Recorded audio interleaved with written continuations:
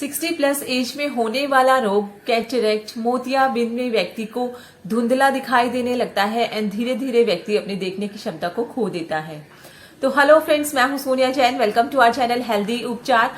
आज की इस वीडियो में मैं आपको बताऊंगी कि कुछ एक्यूप्रेशर पॉइंट्स पर दबाव देकर कैसे हम इस मोतियाबिंद को ट्रीट कर सकते हैं। तो सबसे पहले तो हम डिस्कस करेंगे वो ट्रीटमेंट जिससे कि मोतियाबिंद जितना बना है उसको वहीं पर रोका जाए ताकि वो आगे ना बढ़े। किसी भी डॉक्टर का काम होता है कि कोई भी डिजीज को सबसे पहले तो वही उसी स्टेज पर रोक दिया जाए ताकि वो आगे बढ़ने ना पाए। एंड उसके बाद हम डिस्कस करेंगे कौन से हैं वो एक्यूप्रेशर पॉइंट जिन पर दबाव देकर हम बने हुए मोतियाबिंद को गला सकते हैं। तो सबसे पहले तो अगर आपको हमारी वीडियोस अच्छी लगती हैं तो हमसे जुड़ने के लिए चैनल को सब्सक्राइब करना ना भूलेगा एंड साथ ही साथ बेल आइकन को भी प्रेस कर दीजिए ताकि जब भी हम न्यू वीडियोस अपलोड करें आपको उसकी नोटिफिकेशन मिल जाए। तो सबसे पहले तो क्या होता है मोतियाबिंद। ये देखिए, ये हमारे आईज का इस तरीके का स्ट्रक्चर होता है जिसमें हमारी ये आंख की पुतली होती है। ये देखिए, जो ब्लैक पार्ट आपको दिखता है ये आंख की पुतली होती है। यहाँ से रोशनी जो है, जिस चीज को हम देखते हैं, लाइट्स यहाँ से एंटर करती है एंड उसके बाद ये पास होती है। उसके बाद इसके पीछे एक लेंस होता है एंड उसके बाद ये पास होती है एक लेंस से एंड लेंस के बाद ये होता है हमारे आंख का पर्दा एंड उसके बाद ये हमारे आंख के पर्दे तक पहुंचती है एंड यहाँ से ये हमारे ब्रेन तक पहुंचती है एंड ब्रेन उस सिग्नल्स को डिटेक्ट करता है, डिकोड करता है एंड इस तरीके से हम किसी भी चीज को देखते हैं। तो ये जो लेंस होता है वो एक क्लियर लेंस होता है, बिल्कुल क्लियर होता है। इसमें से जो लाइट है वो क्लियरली हमारे आंख के पर्दे तक पहुंचती है।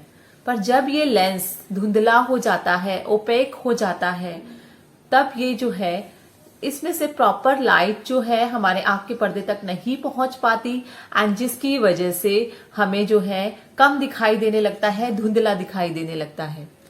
तो ये जो हमारा लेंस होता है वो वाटर प्लस प्रोटीन से मिलकर बनता है एंड जब किसी भी रीजन की वजह से ये जो प्रोटीन है वो यहाँ एक्यूमुलेट होने लगता है, हमारे लेंस के ऊपर जमा होने लगता है, तो धीरे धीरे जो हमारा लेंस है वो ओपेक होने लगता है एंड धीरे धीरे ये ओपेसिटी बढ़ती है एंड ये हमारा मोतियाबिंद में बदल जाता है, कैटरेक्ट में बदल जाता है।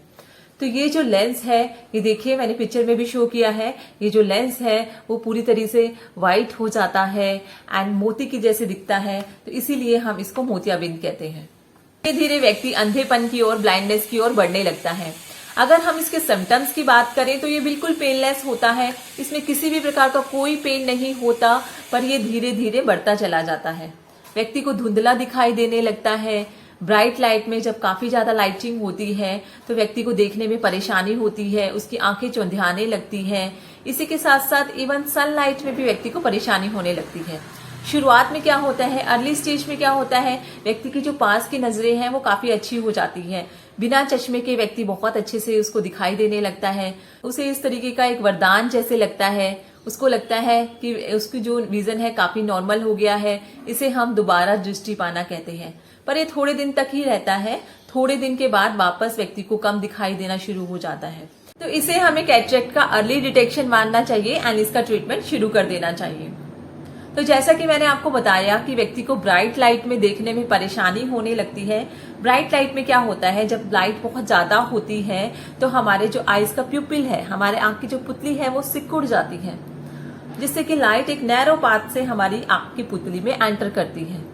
एंड क्योंकि जो कैटरेक्ट होता है वो हमारे लेंस के सेंटर में होता है, तो जब ये आंख की पुतली से होते हुए लाइट हमारे लेंस तक जाती है, लेंस के सेंटर से पास करती है, क्योंकि जो कैटरेक्ट होता है वो लेंस के सेंटर में होता है, तो जो लाइट है वो हमारे लेंस से पास नहीं हो पाती एंड जिसकी वजह से व्यक्ति को देखने में परेशानी होती है। ब्राइट लाइट में व्यक्ति को देखने में परेशानी होने लगती है एंड जब लाइट डिम होती है तो हमारा जो प्यूपिल होता है, हमारी जो आंख की पुतली होती है वो फैल जाती है। तो जब सामने से गाड़ी आ रही होती है तो उसकी जो हेडलाइट्स की जो रोशनी होती है वो हमारे प्यूपिल पे चारों तरफ फैल जाती है एंड जिसकी वजह से भी व्यक्ति को देखने में परेशानी होती है। इसीलिए कैटरेक्ट वाले पेशेंट को, मोतियाबिंद वाले पेशेंट को रात में गाड़ी चलाने में परेशानी होने लगती है। तो चलिए अब बात करते हैं एक्यूप्रेशर ट्रीटमेंट की। कौन से हैं वो एक्यूप्रेशर पॉइंट जिनको प्रेस करके सबसे पहले तो हम इस मोतियाबिंद को उसी स्टेज पर रोक देंगे जिस स्टेज पर ये है। तो देख लेते हैं कौन से एक्यूप्रेशर पॉइंट्स हैं। तो सबसे पहले देख लेते हैं इन पॉइंट्स की लोकेशन। ये देखिए हमारे थंब पे हमारे अंगूठे के बिल्कुल सेंटर से मैंने लाइन ड्रॉ की है। तो देखिए ऊपर से थोड़ा सा स्पेस छोड़ देंगे क्योंकि एक हमारा ये एक्यूप्रेशर पॉइंट आता है GB20 एंड उसके बाद ये हमारा पॉइंट आता है GB21, 22, 23 एंड 24। ये 4 एक्यूप्रेशर पॉइंट्स हमारे लाइन से आते हैं। तो देखिए थंब को मैंने 2 पार्ट्स में डिवाइड कर दिया है। थंब के बिल्कुल सेंटर से मैंने लाइन ड्रॉ की है, थोड़ा सा ऊपर से स्पेस छोड़ते हुए 4 एक्यूप्रेशर पॉइंट है हमारे GB21, GB22, 23 एंड 24। तो इन चारों एक्यूप्रेशर पॉइंट्स को हम स्टिमुलेट करेंगे। कैटरेक्ट को ट्रीट करने के लिए, कैटरेक्ट आपका बनना शुरू हो गया है, आप ये नोटिस कर पा रहे हैं कि आपका कैटरेक्ट बनना शुरू हो गया है, आपके डॉक्टर ने आपको कहा है, तो आप इस ट्रीटमेंट को शुरू कर दीजिए। तो जिस स्टेज पर आपका कैटरेक्ट है, मोतियाबिंद बन गया है, वो उसी स्टेज पर रुक जाएगा एंड लॉन्ग टर्म में ये जो ट्रीटमेंट है वो आपके मोतियाबिंद को जो इतना बन गया है उसको भी गला देगा। अब ये स्टिमुलेट करने के लिए आप क्या कर सकते हैं, ये देखिए आप लीजिए एक पेपर टेप एंड उस पर इस तरीके से 3-4 मेथी के दाने चिपका दीजिए। 4 मेथी दाने लिए हैं मैंने एक पेपर टेप पर इस तरीके से, फेनुग्रीक सीड्स। इनको हम इस तरीके से इन एक्यूप्रेशर पॉइंट्स पर इस तरीके से चिपका देंगे। ये देखिए एंड बीच बीच में हर 1 घंटे आधे घंटे में हम इन पॉइंट्स को इस तरीके से स्टिमुलेट करेंगे, प्रेस करेंगे, दबाव देंगे। तो ये तो हुआ ट्रीटमेंट कैटरेक्ट को उसी स्टेज पर रोक देने का, ताकि कैटरेक्ट जो है वो आगे ना बढ़ पाए। तो जैसे ही आपका कैटरेक्ट डिटेक्ट होता है आप इस ट्रीटमेंट को कीजिए, आपका जो कैटरेक्ट है वो आगे नहीं बढ़ेगा। जो लेंस की ऑपेसिटी जो है वो बढ़ती चली जा रही थी वो उसी स्टेज पर रुक जाएगी। तो ये जो ट्रीटमेंट है आपको कंटिन्यूसली करना है, डेली करना है, डेली 12 घंटे के लिए आपको डेली ये ट्रीटमेंट कंटिन्यू करना है कुछ महीनों तक।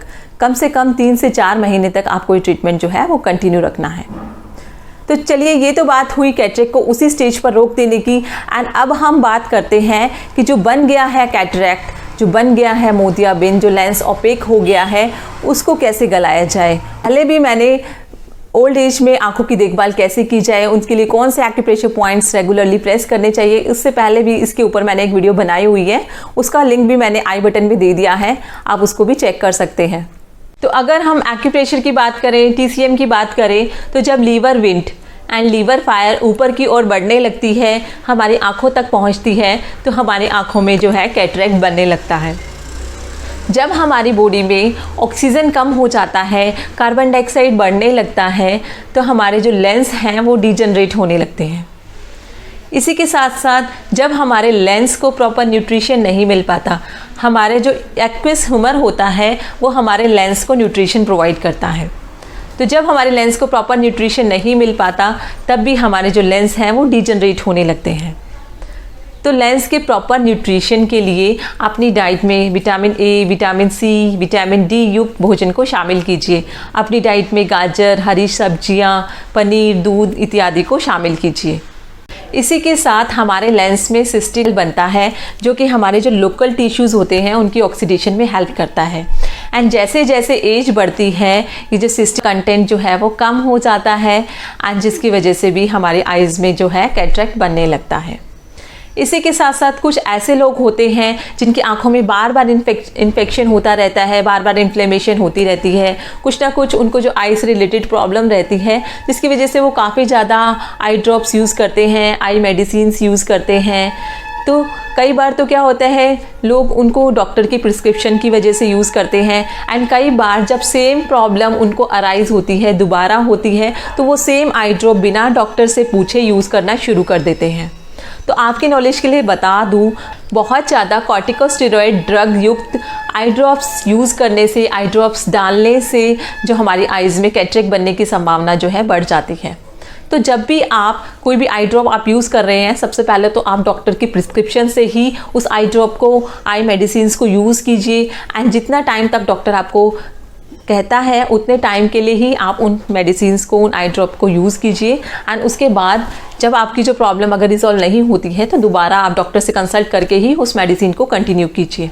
एंड इसके अलावा आपको क्या ध्यान रखना है, जब भी आप कोई आई ड्रॉप अपनी आँखों में डालते हैं तो अपनी आँखों में आपको डायरेक्टली उसको आइज़ की पुतली पर, ये जो आपको आँखों का गोला दिखता है, आपको डायरेक्टली जो मेडिसिन है उसको आइज़ की पुतली पर नहीं डालना है। आपको क्या करना है, अपनी आप लोअर लिड को नीचे कीजिए, आइज़ के नीचे ये जो स्पेस बनता है, जो वाइट स्पेस बनता है, उसमें उस आई ड्रॉप को डालिए एंड उसके बाद अपनी आँखों को कुछ देर के लिए बंद कर लीजिए।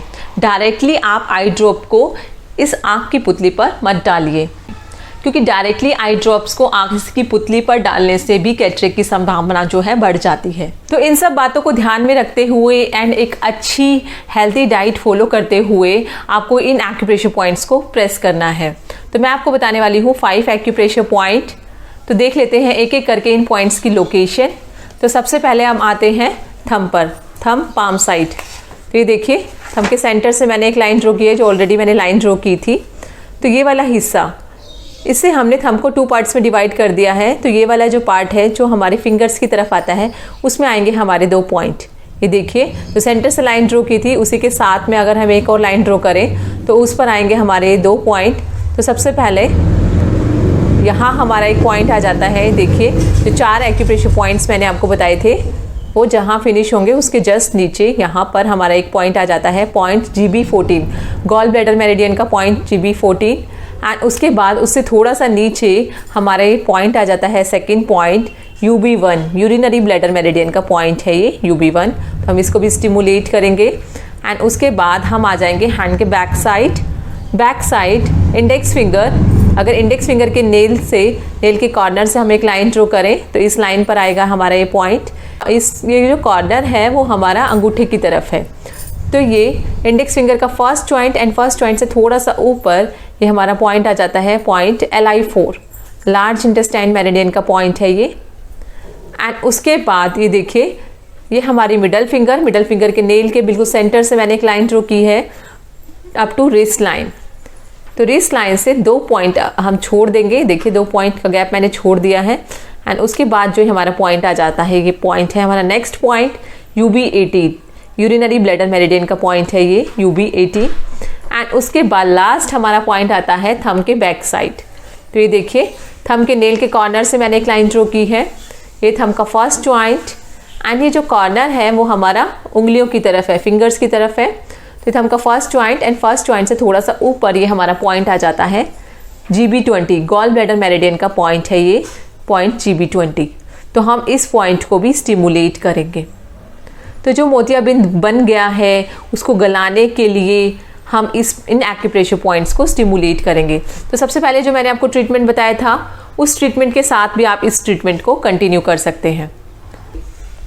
तो ये जो एक्यूप्रेशर पॉइंट्स है आपको दोनों ही हाथों में स्टिमुलेट करने हैं। ये बायलेटरल पॉइंट्स होते हैं, इनको दोनों ही हाथों में हमें स्टिमुलेट करना है। काफ़ी सारे केसेस में देखा गया है कि इन एक्यूप्रेशर पॉइंट्स को स्टिमुलेट करने से बना हुआ मोतियाबिंद गल जाता है एंड आपकी जो कैटरेक्ट की समस्या है, मोतियाबिंद की समस्या है, वो ठीक हो जाती है। अब आपकी जानकारी के लिए अगर एक एक करके इन एक्यूप्रेशर पॉइंट्स के बारे में मैं आपको बताऊं तो ये जो 2 पॉइंट हैं, point UB1 and point GB14, ये हमारे आईज के लोकल एक्यूप्रेशर पॉइंट हैं, हमारे आईज के आसपास आते हैं। एंड उसके बाद बात करते हैं इस पॉइंट की, पॉइंट LI4। तो ये हमारे आईज का डिस्टल पॉइंट है। हमारे फेस से रिलेटेड कोई भी समस्या है, हमारे नाक से रिलेटेड, होठ से रिलेटेड, दांत से रिलेटेड, जीभ से रिलेटेड, उसके साथ साथ हमारे आई से रिलेटेड कोई भी समस्या है तो हम इस एक्यूप्रेशर पॉइंट्स को यूज करते हैं। एंड उसके बाद बात करते हैं पॉइंट GB20 की, गॉल ब्लैडर 20। तो ये हमारे आंख से वात दोषों को दूर करेगा, लीवर विंड जो बढ़ गई है उसको कम करेगा, एक्सपेल करेगा। एंड उसके बाद लास्ट पॉइंट हमारा आ जाता है पॉइंट UB18। तो ये हमारा लीवर और गॉल ब्लैडर दोनों ही मेरिडियन को बैलेंस करता है। आपको मैंने पहले की वीडियोस में भी बताया है, हमारा जो लीवर होता है वो हमारे ब्लड को स्टोर करके रखता है एंड जो हमारा गॉल ब्लैडर होता है वो हमारा यांग ऑर्गन होता है जो कि हमारे इस ब्लड को रिलीज करता है, हमारी आईज की टेंडेंस तक, मसल्स तक पहुंचाता है, जिससे कि हमारे आईज को मॉइस्चर रखने में मदद करता है, जिसकी वजह से हमारी मसल्स को, आईज की मसल्स को, टेंडेंस को न्यूट्रिशन प्रोवाइड होता है एंड जिसकी वजह से वो अपना कार्य अच्छी तरह से परफॉर्म करती है। तो ये जो पॉइंट है, हम इस पॉइंट को भी स्टिमुलेट करेंगे ताकि हमारा जो लीवर है और गॉल ब्लैडर है, दोनों ही का जो फंक्शन है वो अच्छे से परफॉर्म किया जा सके। अब इन पॉइंट्स को स्टिमुलेट करने के लिए देखिए, हम लेंगे अगेन फेनुग्रीक सीड, मेथी का दाना। तो हम लेंगे पेपर टेप एंड उस पर चिपकाएंगे मेथी का दाना, फेनुग्रीक सीड। देखिए इस तरीके से, एंड जो भी एक्यूप्रेशर पॉइंट मैंने आपको बताए हैं उन पर इस तरीके से इस मेथी दाने को पेपर टेप की मदद से चिपका देंगे। तो 5 के 5 एक्यूप्रेशर पॉइंट्स पर इस तरीके से आप एक एक मेथी का दाना लेकर चिपका दीजिए। बीच बीच में इन एक्यूप्रेशर पॉइंट्स को हर आधे घंटे में 1 घंटे के गैप पर इन एक्यूप्रेशर पॉइंट्स को आप इस तरीके से प्रेस कीजिए, स्टिमुलेट कीजिए। तो 5 के 5 एक्यूप्रेशर पॉइंट्स पर इस तरीके से एक एक मेथी का दाना आप अप्लाई कर लीजिए। ये जो पॉइंट्स होते हैं बायलेटरल पॉइंट्स होते हैं, दोनों ही हाथों में आप अप्लाई कीजिए। फ्रेंड्स, इसके बहुत अच्छे रिजल्ट हैं। काफी सारे केसेस में देखा गया है कि इससे कैटरैक्ट जो है काफी हद तक ठीक हो जाता है।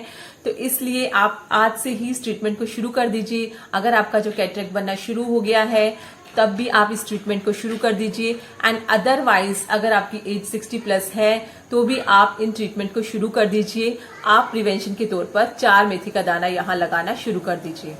तो जैसा भी आपकी कंडीशन है उसके हिसाब से आप ट्रीटमेंट को शुरू कर दीजिए।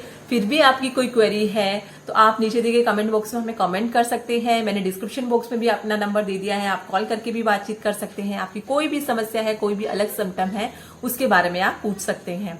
तो वीडियो अच्छी लगी तो वीडियो को लाइक कीजिए। जिन लोगों को ये समस्या है या अपने बड़े बुजुर्गों के साथ इस वीडियो को जरूर शेयर कीजिएगा ताकि उनको भविष्य में इस परेशानी का सामना ना उठाना पड़े। एंड इसी के साथ साथ हमसे जुड़ने के लिए चैनल को सब्सक्राइब करना ना भूलिएगा। Thank you so much.